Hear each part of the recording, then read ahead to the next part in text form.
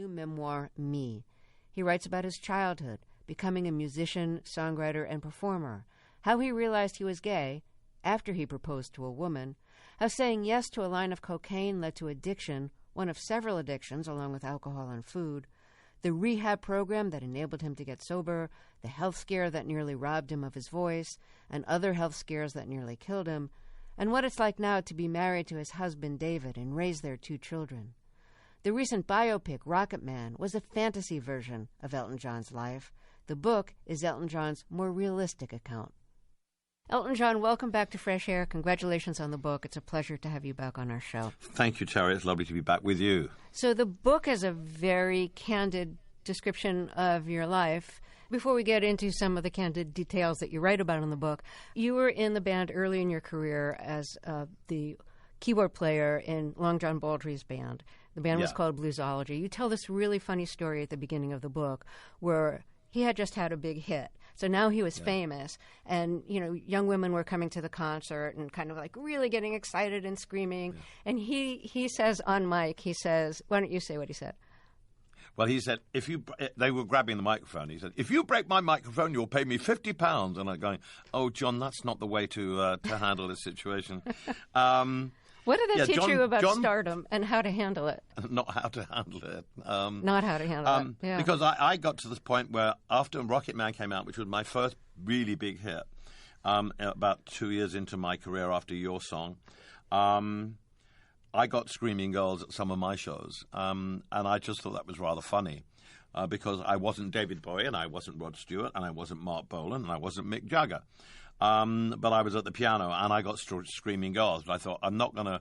Luckily, they couldn't reach my microphone because I was playing the piano. But you accepted it, and you loved it, and you just went along with it. I think John didn't know how to cope with it. He just really didn't know how to cope. For all his life, he'd been playing in clubs, playing the blues, and suddenly young girls were screaming at him. And I just think, you know, he just never knew how to handle that. Of course, also with you, when you had young girls screaming at you and everything, like you were gay, they didn't know that. No. Well, he was gay too. Oh, and he was gay too, exactly. Yeah, exactly. Yeah. That's right. Yeah. So what was it like for you knowing you were gay, knowing they didn't realize you were gay, and they were probably having all these like sexual fantasies about you? Yeah. Well, I didn't worry about it. It's like, well, I'm not interested and you're not. You're interested, but I'm not. Right. But it was very sweet, and they were very... I've still got most of my audience is a lot of women as well, a lot of girls and a lot of females, and I'm very grateful for that. But I just kind of think that once they did find out, I think a lot of girls still, you know, wanted to mother me and, you know, we can make you straight, we love you, and it's very touching. Well, speaking of you and John Baldry, being gay, when you decided you were going to marry a woman when you were in your early 20s, he said to you, John, you're gay. You can't marry her. And what was your reaction? Because I don't think you had acknowledged that to yourself yet. I hadn't, and I just thought, oh my God. I remember where it was at the club. It was in Carnaby Street, and that's when Bernie and I came home that night, and we were so drunk. And I told Linda, the girl I was going to marry, that I wasn't going to marry her anymore because I'd never had a sexual experience. I didn't know anything about sex. I'd never had a sexual experience at all. I didn't have a sex till I was 23, which was portrayed in Rocket Man. That was the first time. I didn't know anything about it. I presumed that you had to marry a girl because that was the way things were done. But I didn't have sexual feelings for Bernie. I just had great love for Bernie. And I wanted to cuddle him and I wanted to give him a hug. I didn't want to go to bed with him, but I did love him more than I did love Linda. And when he said that, I suddenly started thinking, oh, because I had no one in my family who was gay. I had no yardstick to measure my gayness on, except I worked for Long John Baldry for so long, and he was so. When I look back now, he was so outrageous, and I didn't think he was gay. I didn't know about anything. I didn't know about it. I was so naive. So that night, thank God, the epiphany came that night, and I went home and, you know, dodged the bullet, as it were. But I still didn't have sex for a couple of years, 2 or 3 years later. It's remarkable that you could be like a rock musician and remain a virgin until you were 23. You might be the only person. Well, a lot of rock musicians go into rock music to pull girls. To get, they go. That's one of the big attractions. Well, we can play on stage and we can flirt with the girls, and then we can go backstage, and then we can have them. We can take them home, and we can have sex with them. That was never my motive. I was just wanted to play music.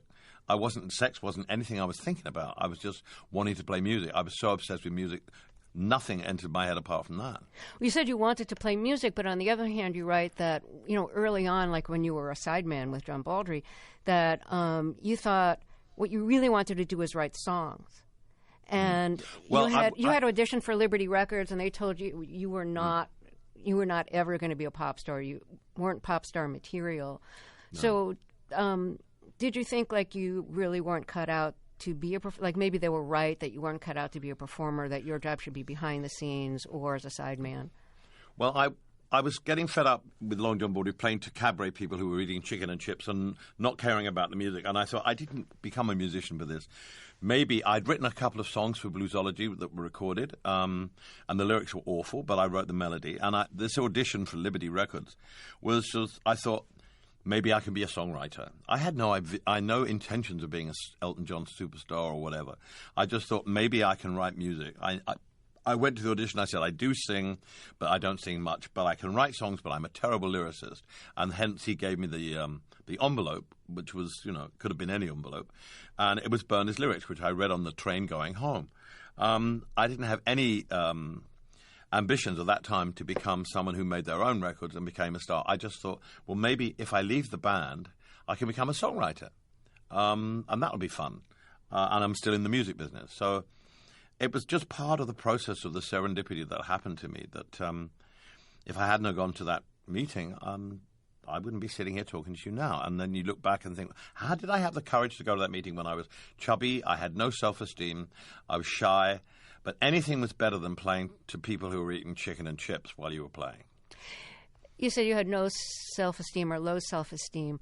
Were the costumes that you, like the crazy clothing that you wore, the big glasses, all that, was that in part armor to cover up your low self-esteem? Like something to call it? Yeah. It was because in my teenage years, I wasn't allowed to wear anything fashionable at all. No pointed-toe shoes, no chisel-toed shoes, no fashionable coats. So when I actually left home and started to, I think that was the leaving home and beginning to earn my own wage and keeping myself and supporting myself, that I decided to live my teenage years in my 20s. And I made up for lost time pretty quickly. And I went hell for leather for it. And I just had such a great time because I was cocooned in boring clothes. It sounds like a lot of your childhood years weren't great. Your parents bickered all the time. Your mother remarried, and you liked your stepfather, but they bickered all the time. They got married when she was 16 and he was 17. Yeah. You wonder if they ever should have been together in the first place. And your mother sounds like she was a very moody and frequently angry person who could hold a grudge. And you even describe how when you don't remember this, but I think it was an aunt who told you that when your mother was toilet training you, she'd beat you with a hairbrush until you were bloody, and she'd beat you until you used the potty. Right. So is that kind of typical of what your childhood was like? But that was my mother who did that. My father and my mother should never have gotten married. They got married very quickly after the war, which a lot of people did. They were totally unsuited to each other. My dad was in the Air Force and was away a lot. My mum worked very, very hard in shops and also later in life at the Royal Air Force as well. And I was the product of, I don't know how many times they must have had sex. I don't think they must have had sex very often, but I was the product of their marriage. The 50s was an incredibly tough time to grow up in. It was after the war. It was very conservative. So if you were in a marriage and you wanted to get out of it, it was very tough to get out of it because divorce was frowned on socially. And I can remember my Uncle Red coming when my parents were thinking of getting divorced, saying, "You can't get divorced. What will the next door neighbors say?" That was what it was like. I knew nothing about sex, nothing. I was seen and not heard. Children were seen and not heard. I had the wonderful upbringing with my grandmother, and my mother could be so much fun, but she was mercurial. And they were like oil and water, the two of them. The nice thing about it is that when they did get divorced, and my mother found Fred and my dad found Edna, is that they found the love of their lives. That I'm very happy about. But the bit in between was hard to take because I dreaded my dad coming home because there would be a row immediately. And then I would retreat to my room, look at my books, look at my records, look at my toys. And funnily enough, I mean, I found love of inanimate objects because inanimate objects, which I kept in pristine condition, couldn't harm me or talk back to me. So I always loved collecting things. What did you collect as a kid? Books, records, toys, dinky toys, but mostly records and books, which I never lent out to anybody because I still have my books. Well, you became an obsessive shopper later in life, and you collected everything. I'm an addict. It was the instigation of being an addict, but it was because I felt safe with the objects and not with my parents, and so, and it gave me a determination, with my dad not wanting me to be anything to do with rock and roll when Elvis Presley came in, that I would be determined to prove to him that. My mother, who took my side and said, yeah, you should do what he does and let him do the music because he loves it, and was very supportive. My dad, of course, hated it. And I've been trying to prove to my dad that it's been okay ever since. So it gave me the determination to make something of myself. And it's just prolonged in my life. He's been dead for over 30 years, and I'm still kind of doing that. It's like, well, Dad, I hope you're proud now. And it's crazy. He was an amateur trumpet player, wasn't he? He was a trumpet player in a band, yeah. Yeah, so why was he so set? I realize he didn't like rock and roll, but still he must have appreciated that you were such a talented musician, and you were studying classical music, too, at a conservatory. I know. He just considered, there was an expression in him called wide boy, which meant crook. He said, if I became Elton is, my mother read the letter to me, it's in a thing called Tantrums and Yarns. Elton would become a wide boy if he carried rock and roll is just, there's no future. He wanted a solid future for me in a bank or in the Air Force or doing a proper job. It was all down, you grew up in the 50s, you knew what it was like. It was, when Elvis came, it was a revolution. It was a social revolution, and people were horrified. And people who, in England were horrified who had, conservative opinions of what was good and what was bad, that if I became a rock and roller, my life would fall apart. To a certain extent, he was right. You could say that, but it also... let's face it, you've had an amazing life. He must have been so proud once you became famous, and hopefully a little embarrassed that he tried so hard to discourage you from doing what you do. No, not really. He never came to my shows. He never wrote a letter saying, well done. He didn't even try to capitalize on your fame? Like, that's my son. No. He had 4 other sons that he had with his married to Edna, and he was a tactile father to them and loving. He just, I've done so much therapy and rehab, and I just look back on it and saying this was an unfortunate meeting of 2 people who should never have met each other. Just curious, how much do you think of that is like the music, that it was rock and roll, and do you think any of that estrangement was because you were gay? I think he was a musical snob, yeah. Okay. And I grew up. I'm so grateful for. I mean, I always had music in the house, Terry. I grew up with, Nat King Cole, Frank Sinatra, George Shearing. This is great music.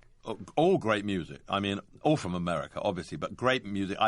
When I was like 9 years old, I think I got Songs for Swinging Lovers as my Christmas present by Frank Sinatra, and I loved George Shearing. He was a jazz player pianist who was blind, who came from Pinner, where I came from. And when I first became successful in the early 70s, I went to New York and I phoned him and I said, thank you, I grew up with your music. And it was fantastic. And I was only 6 or 7 years old when I heard your music, but I loved it. And it made me want to play the piano like you, although I couldn't play as well as you. But I was very grateful to the music I had. But when Elvis Presley came knocking on the door, and Little Richard and Jerry Lee Lewis, who started jumping on the piano, then that was what I wanted to do. And that's kind of what you did. Okay, let's take a short break here, and then we'll talk some more. If you're just joining us, my guest is Elton John. He has a new memoir called Me. We'll be right back after a short break. This is Fresh Air. This is Fresh Air, and if you're just joining us, my guest is Elton John. He has a new memoir called Me. It seems to me in London that there was a kind of community of gay musicians who weren't necessarily out to the public, to their listeners, but that people in the music world knew, and that it wasn't as bad a closet as some closets were, because there was this community of people. And so like you and John Baldry and later Freddie Mercury, and I mean there's David Bowie being gender fluid, and but did you feel like there was a community there where that was a kind of safe place? Well, there was a gay community that I got introduced to. My manager, John Reid, was gay, and he was the head of Tamla Motown Records in England. And he was your first boyfriend, too. Yeah, and Tony King was the first real big gay influence, who's in the book a lot, who's my best friend and still works for me. And he was the most exotic creature I'd ever met when I first met him. He had beads on and feather boas, and I went, oh, what's that? I want to be like he is. There was a gay community in London, but it still wasn't, people weren't out. But when I moved in with John Reid, Tony King said, you might as well hang a flag out the window and say you're gay right now, because John was, a big fixture on the London gay scene. And I had no qualms once once I'd done the dirty deed in San Francisco with John Reid. Of course, that set the floodgates open, and I enjoyed the sex, and I knew it was a relief to find out that I wasn't going to die, and it was great, and it was fun, and it wasn't sordid, and it was lovely.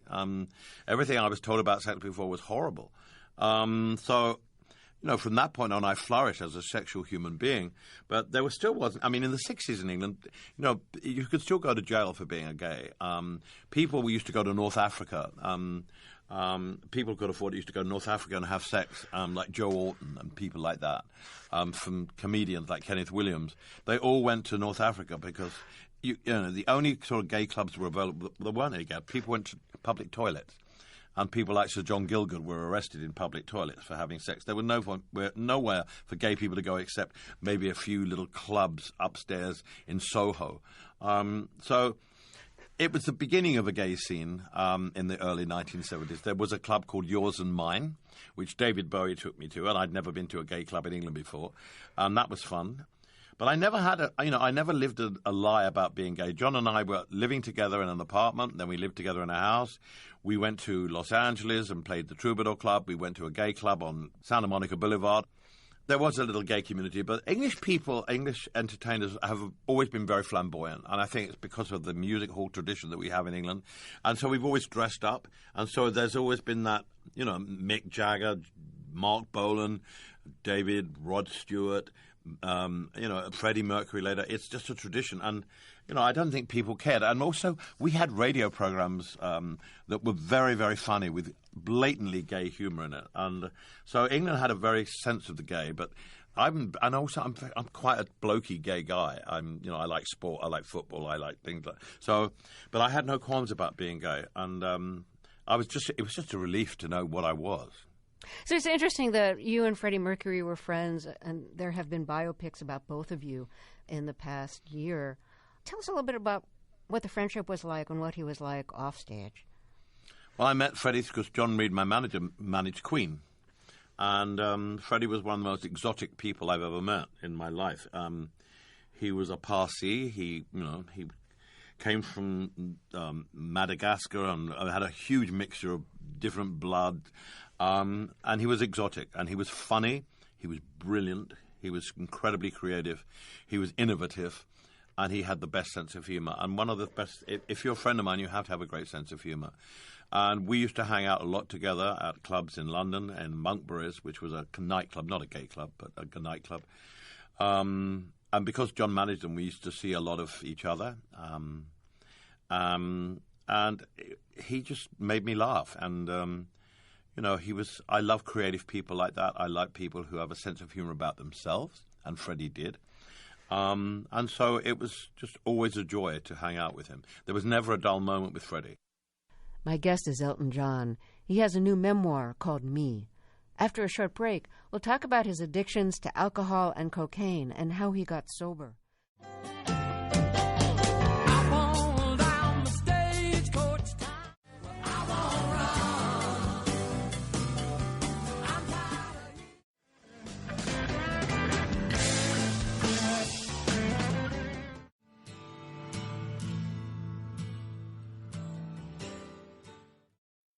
How were you introduced to cocaine?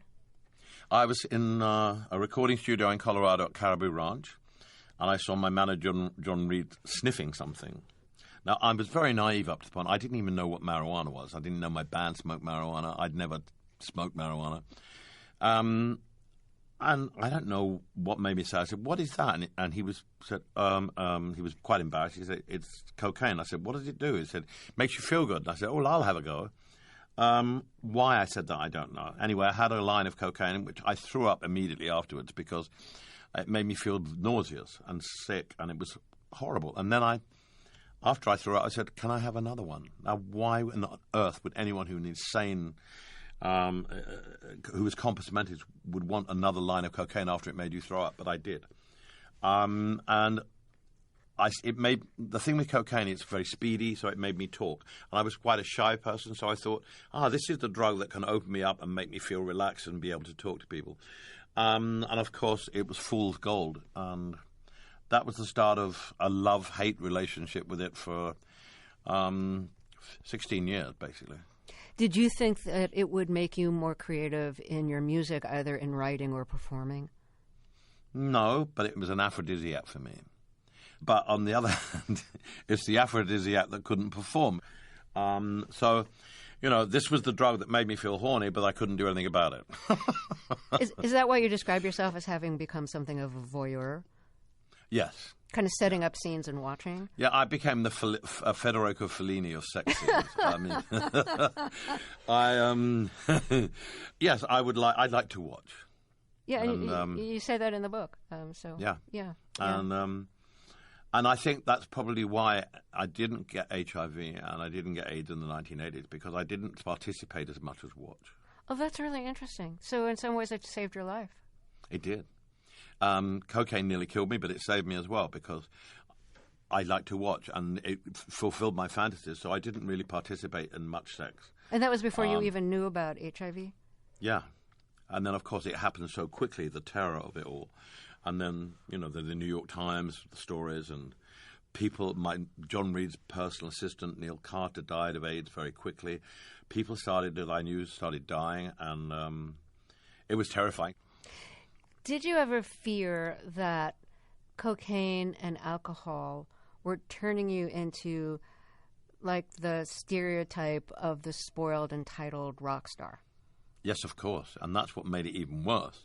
I mean, when Ryan White was in Indianapolis dying for that week, which I was there for, and just to refresh people's memories, Ryan White was a boy who had hemophilia and got AIDS through a blood transfusion, and you became aware of him, and you knew he was a fan, and you befriended the family. I knew the family, and for the last week of his life, along with a lot of other people who were friends of the family, I was there in Indianapolis at the hospital, kind of being Jeannie White, his mother's secretary. But I used to come home to the hotel, and the thing about drugs is I always wouldn't ask for help because I knew I had a problem, and I knew my behavior was reprehensible.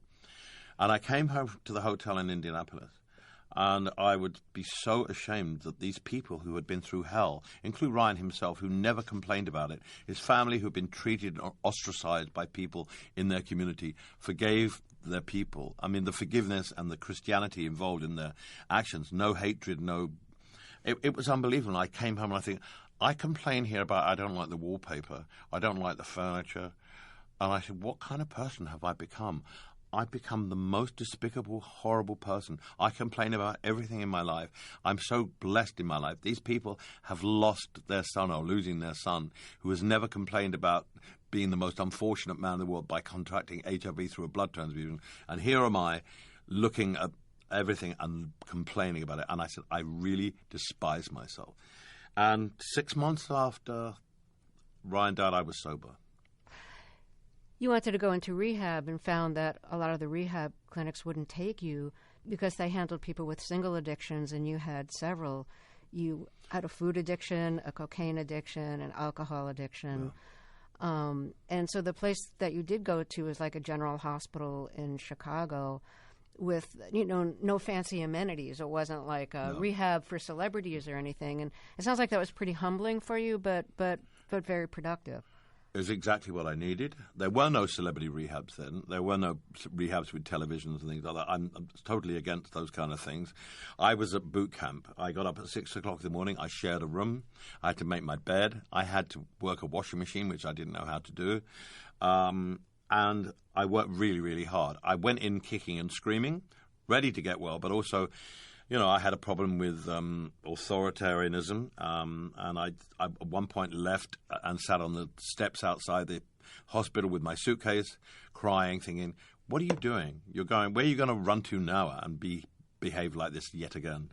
So I went back and I ate humble pie. You have to have humility to get sober, and I needed humility, and I listened, and I listened, and I listened, and I've gradually, it dawned on me, and I really enjoyed my point in rehab, because I thought I was the only person that took drugs and did what I did. And of course, listening to people in group therapy saying, I did this, and I think, oh, you did? How fabulous. Then I'm not the only person that did this. So I didn't feel alone anymore. You almost left rehab because, well, one of the reasons why anyways, was when it got to talk of a higher power, when it got to, as you describe it, the God talk, you felt like that is just like not for me. Yes. And you really thought seriously about leaving. So I'd like to know what upset you so much about the God talk, and if you were able to find a way into that talk and to turn it toward who you were. Well, the God thing, I was angry at the God. For me, represented, a punishment. God will punish you for doing this. God will punish you for doing that. I hated the word God, and I really resented the word God. And then someone said to me, "Listen, do you believe in something greater than yourself?" And I said, "Of course I do. There's been so many things in my life that have happened by chance, or just decisions I've made that have been prompted by something inside of my soul. Of course, I only have to look up in the sky to believe in something greater than myself. Or I'll walk in the field or look at a mountain." And they said, "Well, then that's it. Use it. That's say higher power." And I said, "Oh, God." And I went, "I can do that.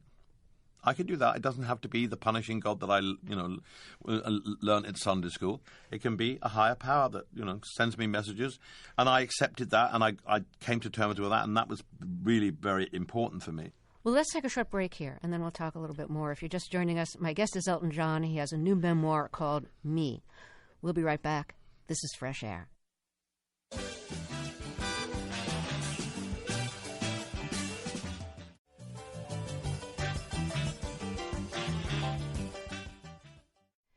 I'm just thinking about the disconnect. I'm thinking about the disconnect between being on stage and having like thousands of people like screaming for you at a stadium, tens of thousands of people screaming for you, and then being off stage and having to contend with your own problems, the things that you don't know how to do, your own insecurities and your own failings and your own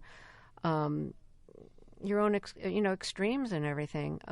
It seems like that must be really hard to connect, like the famous person who's so beloved and wonderful on stage with the flawed person who's off stage. And that's why you escape into drugs or alcohol, and you just block it out.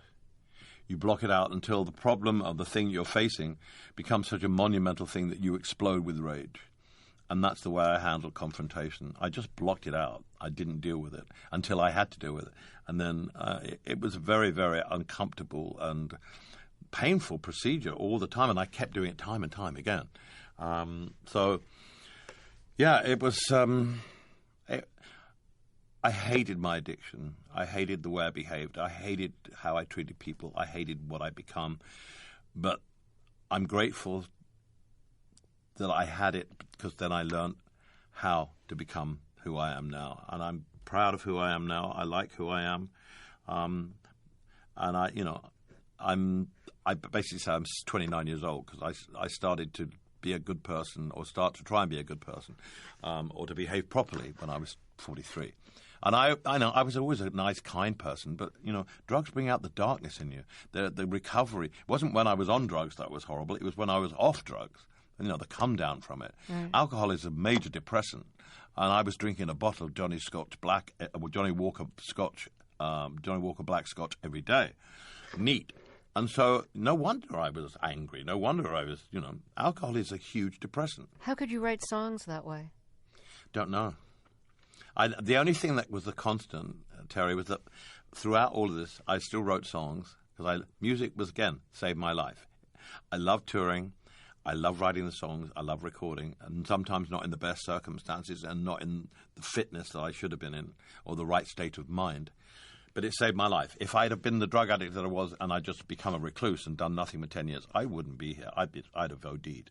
But because I loved, and I didn't take drugs constantly all the time. I would stop for 9 months. But whenever you go back to something you love, like cocaine, it gets worse every time you relapse and you take more. Mm-hmm. So, the fact that I love the music, that also helped save my life. By touring, making the records, I just still love the music. So it would remind me of how great my life was without the drugs. And I think, I will get well. And then, the madness of it all is, while I was thinking that, I'd be taking yet another line of cocaine. I will get well. Here's another line. I would have seizures in the middle of the night. Yeah. I would have seizures and people would find me on the floor and put me to bed. 20 minutes later, I'd be up doing cocaine again. I was blue from seizures. And they put me into bed and say, we got to call the doctor. I said, no, I'll be fine. When they got out the door, I got the cocaine out again. I started doing it again. These seizures were horrible. They were really distressing. And that's how mad and how dangerous my addiction was. And I look back on it with sheer horror. And well, thank goodness you've been sober all these years. 29 years now. It's been wonderful. And I've learned so much. So you're married. You have 2 children now. How long ago did you know you wanted to be a father? Because I'm thinking having the parents that you had wasn't the greatest role models. Sometimes, like if you don't have great parents, it doesn't speak well for the nuclear family and you might not want one. I never wanted to be a father. I never wanted to have children until I went to the Ukraine on a visit for the Elton John AIDS Foundation with David to an orphanage in Ukraine. And a young boy there who was 18 months old called Lev levitated towards me. Literally, he just jumped into my arms. And I carried him around for an hour and a half at the orphanage. He would not leave my side. He had a brother there called Artemis, who was HIV positive. And we stayed in the orphanage, and we were giving money to the orphanage and supporting them. And then I did a press conference. And after we'd done everything that we had to do, and one of the questions was, this little boy seems to be, who is now sitting on David's lap while I'm answering the question, this little boy seems to have been attracted to you. Would you ever think of adopting him? And I went, you know what? I've never, ever thought of adopting anybody, really. And this kid has stolen my heart. I would love to adopt him. Well, in the Ukraine, I was too old to adopt anything. I was gay. That was another strike against me. I was too old. The Ukrainian laws was, ex-Soviet laws, which was so, so anti-gay and everything like that. But we tried. Even the adoption laws in Britain weren't great. And we tried for about a year and a half to adopt this boy and his brother. And at the end of the day, it became a national press thing where the press would go out and go to the, find out who his mother was and his father was. And it became a farce. And David and I sat down and said, listen, the thing has become more important now to get these boys out of the... we can't adopt them, but we have to get them out because after a certain time, if you don't have tactile love, it leaves a scar on you. I said, we got to get these boys out. They had a grandmother. We got them out to the grandmother in Donetsk, where they came from, and we surreptitiously looked after them. David then said to me, well, what do you think this boy was telling you? And I said, my higher power, or God, whatever you want to call it, was telling me that it's nonsense. He was telling me, yeah, you can be a dad. You would love me. You'd be a good dad. And I said, I'd never thought that before. So David said, what do you want to do? And I said, well, it's going to be hard to adopt. Let's have our own kids for a surrogate. So David did all the investigation, all the hard work. And we found a surrogate. We found an egg donor. And to cut a long story short, we had 2 children in 2 years from the same surrogate and the same egg donor, Zachary and Elijah. And again, serendipity plays a big part. If I hadn't gone to that orphanage, I would not have had children. And so that boy was telling me something. It was a messenger from the angels or whatever, and I truly believe that. And last year was wonderful because we got to meet them again and their grandmother, and it was so touching. We were in Kiev, and they walked in, and Lev came straight up to me, burst into tears. I burst into tears, and it was the greatest thing in the world. And they're just wonderful boys, and they're flourishing. Their grandmother's doing a wonderful job. We surreptitiously look after them still. We care about them, and but it's a wonderful story because those boys made me a father. I want to thank you so much for talking with us. It's really been such a pleasure to talk with you. Thank you so much. It's been lovely to talk to you. Thanks. Elton John has a new memoir called Me.